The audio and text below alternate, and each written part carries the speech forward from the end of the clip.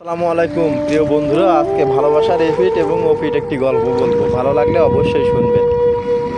একদা এক সময় একটা ব্যাঙ এবং একটি কাক দুইজন একে অপরের বন্ধুত্ব করে। তো দুইজনের ভিতরে ব্যাপক ভালোবাসা, কেউ কাউকে ছাড়া এক মুহূর্ত থাকতে পারে না। একটা সময় একজন আরেকজনকে বলতে লাগলো যে আমি তো তোমার অনেক ভালোবাসি, যদি তুমি কখনো আমায় ছেড়ে যাও তো আমি কিভাবে বাঁচবো, তোমাকে ছাড়া আমি একটা মুহূর্ত থাকতে পারি না। তো কাক এবং ব্যাঙ এগুলো নিয়ে দুইজনের ভালোবাসার গভীরতা প্রকাশ করতে চাইলো। একজন আরেকজনকে ছাড়া কোনো মুহূর্তেই থাকতে চায় না। তো এক পর্যায়ে দুইজন মিলে সিদ্ধান্ত নিল যে তারা দুইজনের পায়ের সাথে খুব সুন্দর করে একটি বাঁধ দিবে, যেন কেউ কাউকে ছাড়া কোনো জায়গায় যেন কেউ না যাইতে পারে। তো যে কথা সেই কাজ, ভালোবাসার নিদর্শন দেখানোর জন্য দুইজন একে অপরের পায়ের সাথে খুব সুন্দর করে বাঁধ দিছে। দেওয়ার পরে এক পর্যায়ে তখন কাক বলতেছে, বন্ধু তুমি তো সবসময় পানিতে থাকো, নদীতে থাকো, সেখানে তো আমি কোনো সময় যাই নাই, আমাকে একটু দেখাবা? তো কাকটি তখন এই কথা যখন জানালো, ব্যাঙ তখন বললো, হ্যাঁ আমিও ডাঙায় থাকছি, তোমার মতো গাছের ডালে ডালে কখনো থাকি নাই, তুমিও আমার একটু দেখায়ও।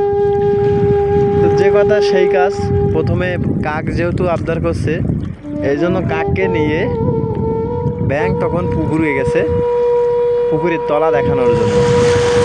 দুইজনের একসাথে পায়ে পায়ে বাঁধা থাকার কারণে যখনই ব্যাঙ পুকুরে ডুব দিছে, কাকও সাথে সাথে পানিতে ডুবে গেছে। এখন কাক পানির নিচে পানি খাইতে খাইতে এক পর্যায়ে মারা গেছে।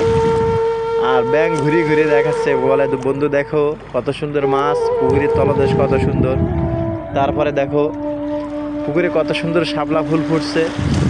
কিন্তু কাক আর কোনো শব্দ করতে পারে না, অলরেডি পানি খাইতে খাইতে মারা গেছে।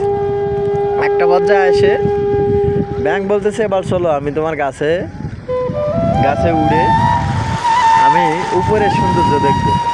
তো ব্যাঙ লাফ দিতে দিতে পুকুরের উপরে আসে, যখনই বসছে একটা ঈগল আসে তখন ছো দিয়ে নিয়ে গেছে। এর ভিতরে কাকটি পানি খাইতে খাইতে যখন মারা গেছে, তখন বুঝছে যে আজকে ব্যাঙের জন্য আমার মৃত্যু হলো। সে বন্ধুর প্রতি খুবই ক্ষোভ নিয়ে মারা গেল। আবার যখনই পুকুরের উপরে উঠছে, তখনই একটি চিল এসে ব্যাঙ এবং কাক দুইটারে পায়ে করে নিয়ে খাওয়ার জন্য নিয়ে যাচ্ছে উড়ে। তখন ব্যাঙ বলতেছে, সর্বনাশ করছে, আজকে তো মৃত্যু নিশ্চিত। লাফালাফি করতে করতে বান্দল ছুটে অনেক উপরের থেকে চিলির পায়ের থেকে নিচে পড়ছে। নিচে পাথরের উপরে পড়ে ব্যাঙটিও মারা গেছে। ব্যাঙটিও যখন ছটপট করে মারা যায়, তখনও মনে মনে ভাবছে, আমার বন্ধুর কারণে আমার মৃত্যু হয়েছে। আসলে তাদের দুইজনের মৃত্যু হয়েছে দুইজনের অতিরিক্ত ভালোবাসার বোকামির কারণে। আজকে যদি পায়ে পায়ে বান্দল না থাকতো, তাইলে কাকটি কখনোই পানি খাইতে খাইতে পুকুরের তলে মারা যাইত না।